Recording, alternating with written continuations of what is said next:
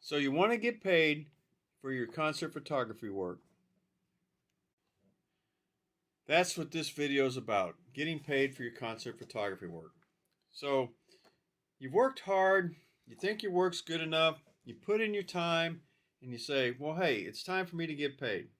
Well, there's a couple hard facts that you need to know. First of all, you're probably not good enough. You might be, but it really doesn't matter, because in a lot of cases, being good enough doesn't matter. There's some things that you need to know. Do you have multiple artists and venues calling you to do work for them on a consistent basis? Do you have people calling you, wanting you to do work and wanting to pay you to do that work? It's okay. A lot of bad concert photographs are used by artists every day. So what I mean by that is sometimes you'll see people that'll be on social media, or they'll have flyers, and even in their EPKs, their brochures, their stuff like that, their merch, you'll see some really horrible photographs and go, how the heck did that get there? Well, that gets there by them not really knowing the difference sometimes between really good work and really bad. So you don't have to be Ansel Adams, the Michelangelo of live music photography, something like that, to get your work out there and get paid for it. So I'm going to go over a few things that you should know about getting paid. The first thing is selling your photographs of artists, bands, and things like that, really without their permission, is pretty uncool. That's just not a good thing. And then another not so good thing is if you get a media pass from the artist and you take photographs of them, asking them to pay for your work and pay for those photographs is not really cool either. So unless they've made an agreement that they're going to buy some photographs from you in advance, taking photographs of an artist that's granted you access and then you go and charge them, that's uncool. When you go to sell photographs of artists, my personal ethics are the artist should know that you're selling the photographs of them. So they should know that in advance. So how do you make money? I'm going to cover a few things on how to make money in just a second.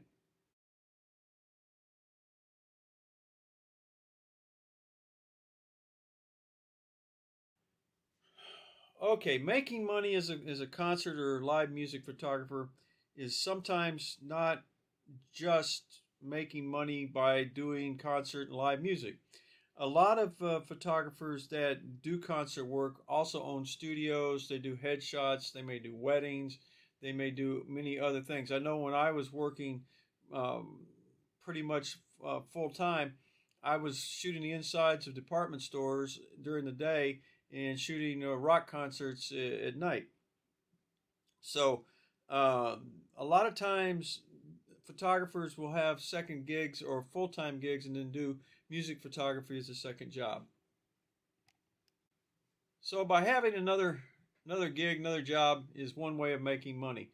If it's in the photography business, then great. I know artists that use studio photographers to produce business type headshots and glamour type shots they use on production sets and locations. This is fairly common. So you'll see a lot of album type work, you'll see EPK work, you'll see a lot of stuff like that where they take and they do it inside a studio. It's not on stage, it's not a live shot. It's more of a environmental portrait or something like that than actual live music shots. In fact, I know one artist that whenever she changes her look or has a new album coming out, she has a couple people that she uses that are they're the type of studio photographers, glamour shot people, and that's what she prefers to use. And if you are a music photographer and you set up something like that, then that's another way to make money, is to provide a studio service with that kind of work that you can do. Another way to get paid. Well, I'm reading off my notes, so just so you know, I figured you figured that out. Another way to get paid is to be hired by a media outlet. Approaching some media outlets may not work simply because there's a whole bunch of people approaching media outlets. But many media outlets use contributors for free shots. Okay, so there's so many people wanting to shoot photographs that they go out and they approach these media outlets, magazines, websites, various places like that, and provide them with photographs of concerts. Even a lot of artists will use some photographs from their from photographers that the photographer goes and says, okay, may I shoot photos of you? Yes. Okay, I'll give you photos for free as long as I get better access. And a lot of times they'll use that. But working for a media outlet is a little different. Working for a media outlet could be magazines, websites, blogs, stuff like that. Some of that's done for free, and then some of it, the magazine, the website, whatever, will actually pay the photographer to do the work as well. They'll cover sometimes expenses. They'll cover the actual all the things that are involved in shooting the photographs of the concert. So how do you get a gig like that? Well, first of all, you got to have your act together, and second of all, your work for the most part has to be really, really, really good. To get hired and paid is they're going to look at your portfolio, they're going to look at what you produce, they're going to look at everything I would gather from personality to what you know, who you know, what you do, and how you actually work. So in order to get a job like that, it's like any other job. You need to go out and try to find a place that's hiring and apply for the job. And they're going to ask you for a resume, which would be your portfolio, and you need to have that in top order. They'll ask you for references, which is, if you have other people that know who you are, you've done work for other people, they'll want to see that also. Now the ultimate thing is really, it's a lot nicer. It's a whole lot nicer if the media outlet seeks you out. Okay, and that's done by word of mouth, reputation, having stuff that's already out there that people have seen or checked out.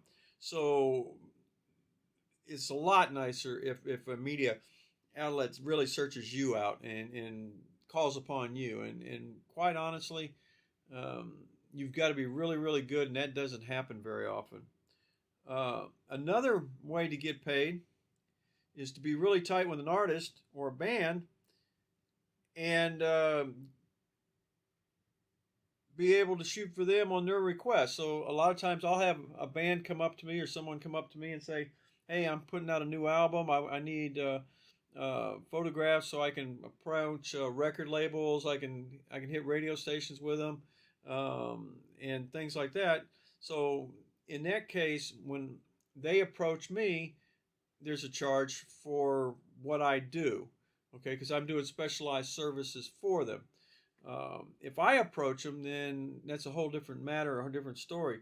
But if I go up to a band and say, hey, look,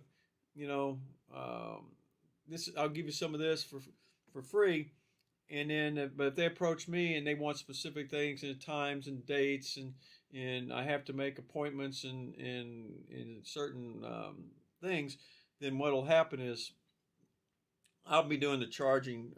It may be minimal, it may be quite a lot. It just depends on what they want to use the photos for, how they're going to use them. I mean, if it's something simple as like making flyers or social media advertisements, I mean, that stuff is fairly cheap. And a lot of times you won't get paid for that because the artist can get a lot of that kind of stuff for free. It's the quality work for the stuff that goes in their press kits, the quality work that goes into their stuff that they're going to use on album covers or websites, things like that, that their marketing people are going to see. that makes a big difference. So that you have to be really pretty spot on. And then again, like I said, a lot of times the artist is not a photographer. An artist is a musician foremost, and an artist can a lot of times cannot tell you the difference between a good photograph, a bad photograph, or whatever. So they could pick anybody that's out there with a cell phone taking photographs of them. As long as it looks good to them, they will use that work. And I've seen many times where some artists use absolute complete garbage for stuff that they're presenting, and it's simply because it looks good to them. They're happy with it and they're fine, and that's the way it is. Just so be it. But thousands and thousands of cell phone shots of various qualities are used every day. So the only way I can tell you to get around that is be really, really good and be the best you can be. Okay, another. Whoa, camera nearly went. Woo-hoo. I gotta adjust this real quick. Okay, another way of getting paid is is working directly with the band and even touring with the band.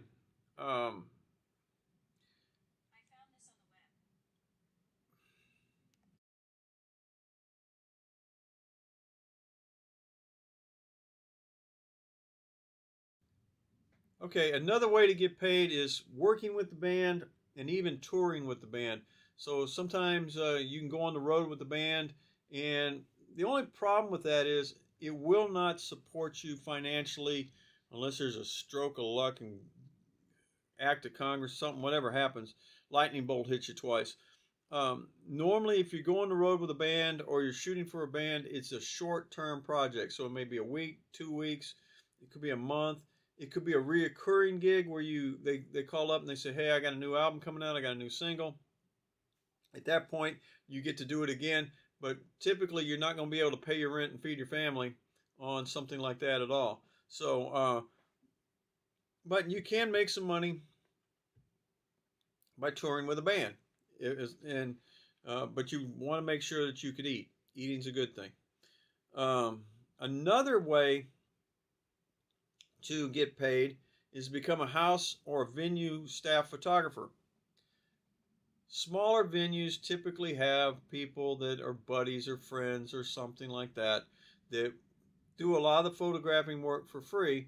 Now, sometimes they'll also be kind of hybrids. They'll have a studio or be a professional photographer that shoots weddings or whatever. But the smaller venues typically have more people that shoot as fans or shoot for free. Even some of the larger venues will have that.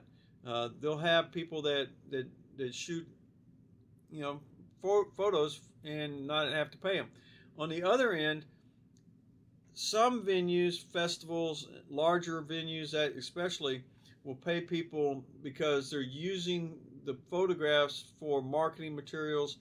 Say you shoot a festival and there's 10 bands, they'll use the photos that you're shooting of the crowd, and they'll use the photos you're shooting of the band, the artist, anything, interviews, anything like that, and they'll use them to put them in flyers for the next year or promote them for a further time out. So that's one way, is to become a house or a venue photographer. But be aware that it's like any other job too. You have to either know somebody or you have to fill out an application, and trust me, there's a ton of people that are out there looking for this kind of job and want this kind of job. So it's a very competitive market, and you have to be aggressive. And on the other end too, all your stuff, the portfolio, the resumes, the contacts, the people that will speak for you, has to be top notch. Either that or you just get lucky, but it's got to be really, really good. Other ways is to market yourself to the band. It's marketing, it's managers, stuff like that. A lot of stuff, at least in my area, is done by family people, small organizations. Even some bigger organizations will have people that they are comfortable in, they know. But a lot of times they'll have people that do anything from photographs that they can put on T-shirts, social media, Instagram, Facebook, websites, whatever. They have electronic press kits which they can take and distribute to venues, to record companies, to different kinds of festivals and things like that, and they can put it along with their music and their text, as far as, like, bios and whatever, and being able to perform that kind of service can make you money and get you paid. So that's a few ways to get paid and not get paid. So what are your thoughts? Go ahead and leave me some comments down below. Let me know if I missed something, if you've got other ideas or something like that. There's something that you want to know, and if I can research it, I will.